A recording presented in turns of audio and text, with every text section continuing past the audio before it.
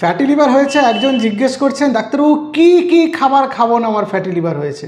আমি তাকে 5টা ভাগে বললাম। 1 নম্বর হচ্ছে চিনি বা মিষ্টি জাতীয় খাবার বাদ দিন, মিষ্টি, আইসক্রিম, শরবত, কোল্ড ড্রিঙ্ক এগুলো বাদ দিন। 2 নম্বর প্রসেসড মিট বাদ দিন, রেড মিট হতে পারে, সসেজ হতে পারে, বেকন, বিভিন্ন রকম প্রসেস মিট।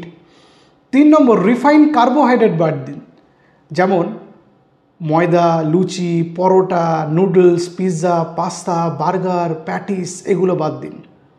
4 নম্বর ফ্রাইড আইটেমস আর জাঙ্ক ফুডগুলো বাদ দিন, কাটলেট, চপ, বিভিন্ন রকম ভাজা বাড়িতে ভেজে ভেজে খাচ্ছেন, আলু ভাজা, পটল ভাজা, এগুলো বাদ দিন।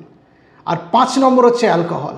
অ্যালকোহল থেকে নিজেকে একদম পার্মানেন্টলি দূরে সরিয়ে রাখুন।